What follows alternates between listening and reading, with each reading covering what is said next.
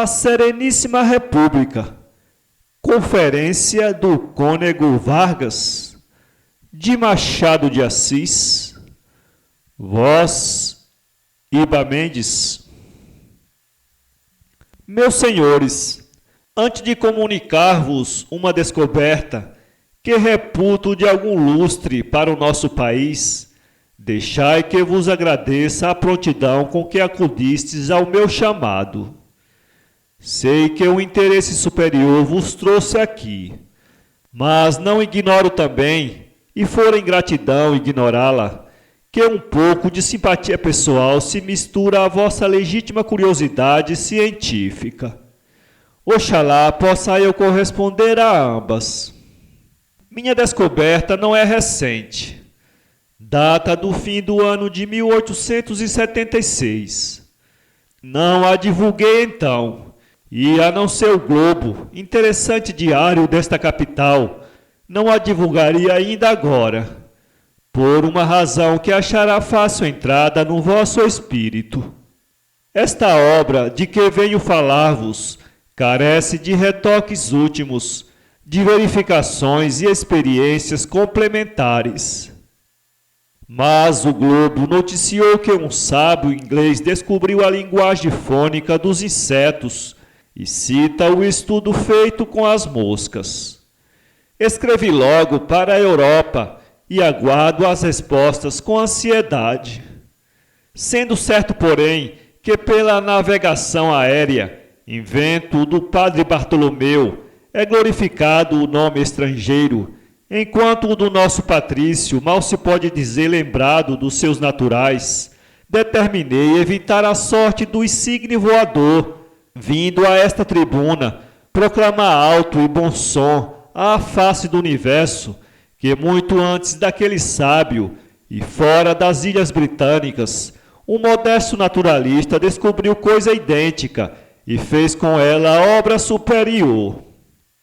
Senhores, vou assombrar-vos, como teria assombrado a Aristóteles, se lhe perguntasse: credes que se possa dar regime social às aranhas?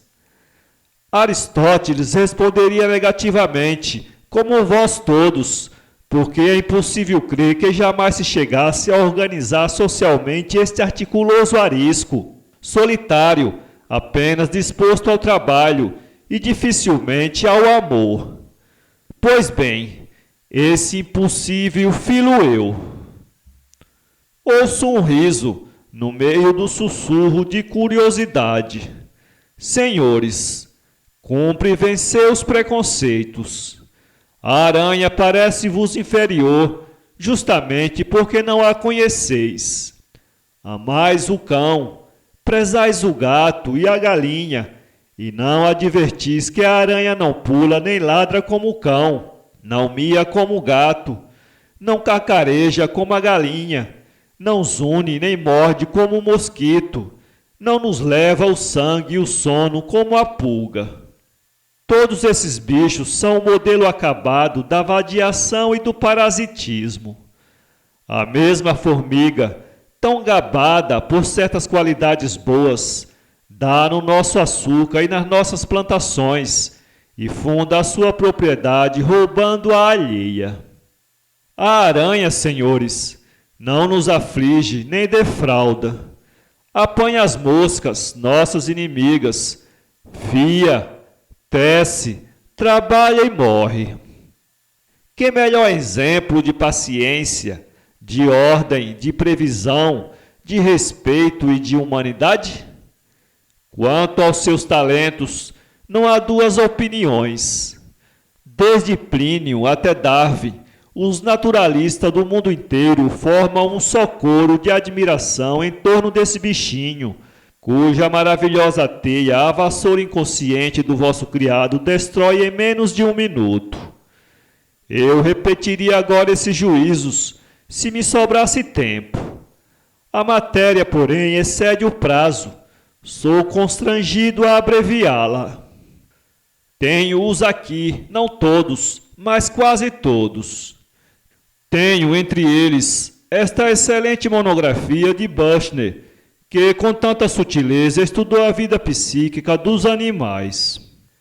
Citando Darwin e Buchner, é claro que me restringo à homenagem cabida a dois sábios de primeira ordem, sem de nenhum modo absolver, e as minhas vestes o proclamam, as teorias gratuitas e errôneas do materialismo. Sim, senhores, descobri uma espécie areneida que dispõe de uso da fala. Coligi alguns, depois muitos dos novos articulados, e organizei-os socialmente.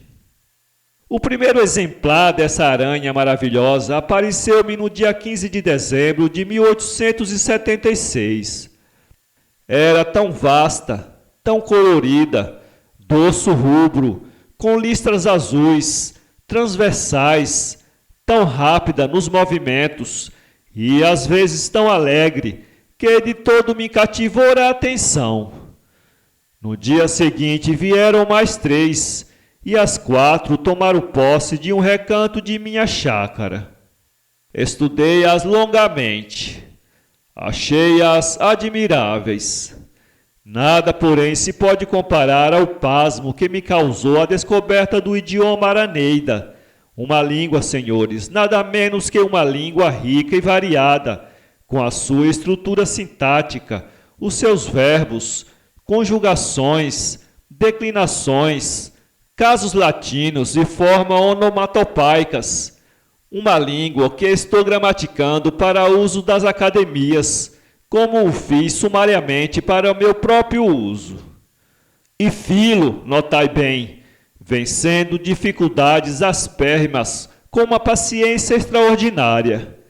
20 vezes desanimei, mas o amor da ciência dava-me forças para remeter a um trabalho que hoje declaro não chegaria a ser feito 2 vezes na vida do mesmo homem. Guardo para outro recinto a descrição técnica do meu aracnídeo e a análise da língua. O objeto desta conferência é, como disse, ressalvar os direitos da ciência brasileira por meio de um protesto em tempo. E isto feito, dizer-vos a parte em que reputo a minha obra superior à do sábio de Inglaterra. Devo demonstrá-lo, e para este ponto chamo a vossa atenção. Dentro de um mês tinha comigo 20 aranhas. No mês seguinte, 55. Em março de 1877, contava 490. 2 forças serviram principalmente à empresa de as congregar. O emprego da língua delas, desde que pude discerni-la um pouco, e o sentimento de terror que lhes infundi. A minha estatura, as vestes talares, o uso do mesmo idioma, fizeram-lhes crer que era eu o Deus das aranhas, e desde então adoraram-me. E vede o benefício desta ilusão. Como as acompanhasse com muita atenção e miudeza, lançando em um livro as observações que fazia, cuidaram que o livro era o registro dos seus pecados e fortaleceram-me ainda mais na prática das virtudes. A flauta também foi um grande auxiliar. Como sabeis, ou deveis saber, elas são doidas por música. Não bastava associá-las. Era preciso dar-lhes um governo idôneo. Hesitei na escolha. Muitos dos atuais pareciam-me bons, alguns excelentes, mas todos tinham contra si o existirem. Explico-me. Uma forma vigente de governo ficava exposta a comparações que poderiam amesquinhá-la. Era-me preciso ou achar uma forma nova, ou restaurar alguma outra abandonada. Naturalmente, adotei o segundo alvitre, e nada me pareceu mais acertado do que uma república, à maneira de Veneza, o mesmo molde e até o mesmo epíteto. Obsoleto, sem nenhuma analogia, em suas feições gerais, com qualquer outro governo vivo, cabia-lhe ainda a vantagem de um mecanismo complicado, o que era meter à prova as aptidões políticas da jovem sociedade. Outro motivo determinou a minha escolha. Entre os diferentes modos eleitorais da antiga Veneza, figurava o do saco e bolas, iniciação dos filhos da nobreza no serviço do Estado. Metiam-se as bolas com os nomes dos candidatos no saco e extraía-se anualmente um certo número, ficando os eleitos desde logo aptos para as carreiras públicas. Este sistema fará rir aos doutores do sufrágio. A mim não. Ele exclui os desvarios da paixão, os desasos da inépcia, o congresso da corrupção e da cobiça. Mas não foi só por isso que eu aceitei. Tratando-se de um povo tão exímio na fiação de suas teias, o uso do saco eleitoral era de fácil adaptação, quase uma planta indígena. A proposta foi aceita. Sereníssima República pareceu-lhes um título magnífico, roçagante, expansivo, próprio a engrandecer a obra popular. Não direis, senhores, que a obra chegou à perfeição, nem que lá chegue tão cedo. Os meus pupilos não são os solários de Campanella ou os utopistas de Moros. Formam um povo recente, que não pode trepar de um salto ao cume das nações seculares. Nem o tempo é operário que ceda a outro, a lima ou a aluvião. Ele fará mais e melhor do que as teorias do papel, válidas no papel e mancas na prática. O que posso afirmar-vos é que, não obstante as incertezas da idade, eles caminham, dispondo de algumas virtudes que presumo essenciais à duração de um Estado. Uma delas, como já disse, é a perseverança, uma longa paciência de Penélope, segundo vou mostrar-vos. Desde que compreenderam que no ato eleitoral estava a base da vida pública, trataram de o exercer com a maior atenção. O fabrico do saco foi uma obra nacional. Era um saco de 5 polegadas de altura e 3 de largura, tecido com os melhores fios, obra sólida e espessa. Para compô-lo foram aclamadas 10 damas principais, que receberam o título de Mães da República, além de outros privilégios e foros. Uma obra-prima, podeis crê-lo. O processo eleitoral é simples. As bolas recebem os nomes dos candidatos que provarem certas condições e são escritas por um oficial público, denominado das inscrições. No dia da eleição, as bolas são metidas no saco e tiradas pelo oficial das extrações, até perfazer o número dos elegendos. Isto, que era um simples processo inicial na antiga Veneza, serve aqui ao provimento de todos os cargos. A eleição fez-se a princípio com muita regularidade, mas logo depois um dos legisladores declarou que ela fora viciada por ter entrado no saco 2 bolas com o nome do mesmo candidato. A Assembleia verificou a exatidão da denúncia e decretou que o saco, até ali de 3 polegadas de largura, tivesse agora 2. Limitando-se a capacidade do saco, restringia-se o espaço à fraude, era o mesmo que supri-la. Aconteceu, porém, que na eleição seguinte, um candidato deixou de ser inscrito na competente bola, não se sabe se por descuido ou intenção do oficial público. Este declarou que não se lembrava de ter visto o ilustre candidato, mas acrescentou nobremente que não era impossível que ele lhe tivesse dado o nome. Neste caso não houve exclusão, mas distração. A Assembleia, diante de um fenômeno psicológico inelutável, como é a distração, não pôde castigar o oficial. Mas, considerando que a estreiteza do saco podia dar lugar a exclusões odiosas, revogou a lei anterior e restaurou as 3 polegadas. Nesse íntere, senhores, faleceu o primeiro magistrado e 3 cidadãos apresentaram-se candidatos ao posto, mas só 2 importantes, Hazerote e Magog, os próprios chefes do partido retilíneo e do partido curvilíneo. Devo explicar-vos estas denominações. Como eles são principalmente geômetras, é a geometria que os divide em política. Uns entendem que a aranha deve fazer as teias com fios retos, é o partido retilíneo. Outros pensam, ao contrário, que as teias devem ser trabalhadas com fios curvos, é o partido curvilíneo. Há ainda um terceiro partido, misto e central, com este postulado. As teias devem ser urdidas de fios retos e fios curvos. É o partido reto-curvilíneo. E, finalmente, uma 4ª divisão política, o partido antirreto-curvilíneo, que fez tábua rasa de todos os princípios litigantes e propõe o uso de umas teias urdidas de ar, obra transparente e leve, em que não há linhas de espécie alguma.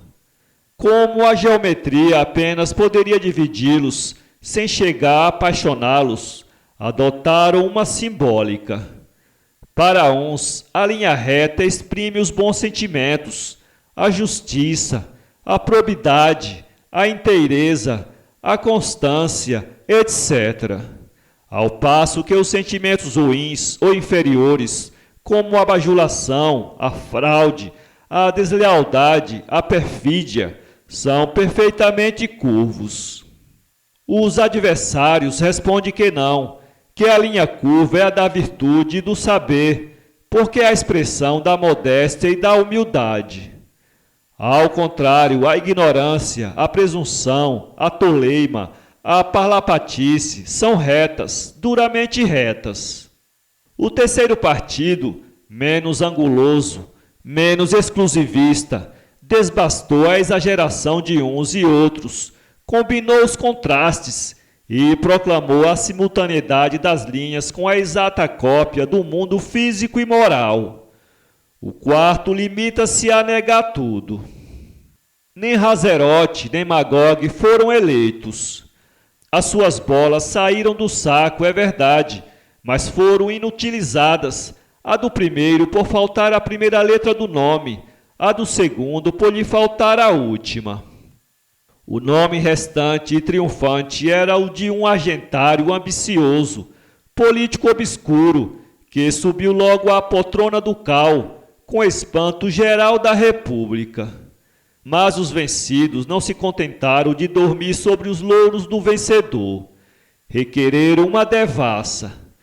A devassa mostrou que o oficial das inscrições intencionalmente viciara a ortografia de seus nomes. O oficial confessou o defeito e a intenção, mas explicou-os dizendo que se tratava de uma simples elipse. Delito, se o era, puramente literário. Não sendo possível perseguir ninguém por defeitos de ortografia ou figuras de retórica, pareceu acertado rever a lei. Nesse mesmo dia ficou decretado que o saco seria feito de um tecido de malhas, através das quais as bolas pudessem ser lidas pelo público e, ipso facto, pelos mesmos candidatos, que assim teriam tempo de corrigir as inscrições. Infelizmente, senhores, o comentário da lei é a eterna malícia. A mesma porta aberta à lealdade serviu à astúcia de um certo Nabiga, que se conchavou com o oficial das extrações para haver um lugar na Assembleia. A vaga era uma, os candidatos 3. O oficial extraiu as bolas com os olhos no cúmplice, que só se deixou de abanar negativamente a cabeça quando a bola pegada foi a sua. Não era preciso mais para condenar a ideia das malhas. A Assembleia, com exemplar paciência, restaurou o tecido espesso do regime anterior, mas para evitar outras elipses, decretou a validação das bolas cuja inscrição estivesse incorreta, uma vez que 5 pessoas jurassem seu nome inscrito o próprio nome do candidato. Este novo estatuto deu lugar a um caso novo e imprevisto, como ides ver. Tratou-se de eleger um coletor de espórtulas, funcionário encarregado de cobrar as rendas públicas, sob a forma de espórtulas voluntárias. Eram candidatos, entre outros, um certo Caneca e um certo Nebraska. A bola extraída foi a de Nebraska. Estava errada, é certo, por lhe faltar a última letra. Mas 5 testemunhas juraram, nos termos da lei, que o eleito era o próprio e único Nebraska da República. Tudo parecia findo, quando o candidato Caneca requereu provar que a bola extraída não trazia o nome de Nebraska, mas o dele. O juiz de paz deferiu ao peticionário. Veio então um grande filólogo, talvez o primeiro da República, além de um bom metafísico, e não vulgar matemático, o qual provou a coisa nesses termos. Em primeiro lugar, disse ele, deveis notar que não é fortuita a ausência da última letra do nome Nebraska. Por que motivo foi ele inscrito incompletamente? Não se pode dizer que por fadiga ou amor da brevidade, pois só falta a última letra, um simples A. Carência de espaço? Também não. Vede, há ainda espaço para 2 ou 3 sílabas. Logo, a falta é intencional, e a intenção não pode ser outra senão chamar a atenção do leitor para a letra K, última escrita, desamparada, solteira, sem sentido. Ora, por um efeito mental que nenhuma lei destruiu, a letra reproduz-se no cérebro de 2 modos, a forma gráfica e a forma sônica. K e CA. O defeito, pois, no nome escrito, chamando os olhos para a letra inicial, incrusta desde logo no cérebro esta primeira sílaba, K. Isto posto, o movimento natural do espírito é ler o nome todo. Volta-se ao princípio a inicial NE, do nome Nebraska, Cane. Resta a sílaba do meio, Brás, cuja redução a esta outra sílaba K, última do nome Caneca, é a coisa mais demonstrável do mundo. E todavia não a demonstrarei, visto faltar-vos o preparo necessário ao entendimento da significação espiritual ou filosófica da sílaba, suas origens e efeitos, fases, modificações, consequências lógicas e sintáxicas, dedutivas ou indutivas, simbólicas e outras. Mas a suposta demonstração, aí fica a última prova, evidente, clara, da minha afirmação primeira, pela anexação da sílaba K às 2, cane, dando este nome Caneca. A lei emendou-se, senhores, ficando abolida a faculdade da prova testemunhal e interpretativa dos textos, e introduzindo-se uma inovação, o corte simultâneo de meia polegada na altura e outra meia na largura do saco. Esta emenda não evitou um pequeno abuso na eleição dos alcaides, e o saco foi restituído às dimensões primitivas, dando-se-lhe, todavia, a forma triangular. Compreendeis que esta forma trazia consigo uma consequência. Ficavam muitas bolas no fundo. Daí a mudança para a forma cilíndrica. Mais tarde, deu-se-lhe o aspecto de uma ampulheta, cujo inconveniente se reconheceu ser igual ao triângulo, e então adotou-se a forma de um crescente, etc. Muitos abusos, descuidos e lacunas tendem a desaparecer, e o restante terá igual destino, não inteiramente, de certo, pois a perfeição não é deste mundo, mas na medida e nos termos do conselho de um dos mais circunspectos cidadãos da minha república, Erasmus, cujo último discurso sinto não poder dar-vos integralmente. Encarregado de notificar a última resolução legislativa às 10 damas, incumbidas de urdir o saco eleitoral, Erasmus contou-lhes a fábula de Penélope, que fazia e desfazia a famosa teia, à espera do esposo Ulisses. Vós sois a Penélope da nossa república, disse ele ao terminar. Tendes a mesma castidade, paciência e talentos. Refazei o saco, amigas minhas, refazei o saco até que Ulisses, cansado de dar as pernas, venha tomar entre nós o lugar que lhe cabe. Ulisses é a sapiência. Para ler esse conto, acesse www.poeteiro.com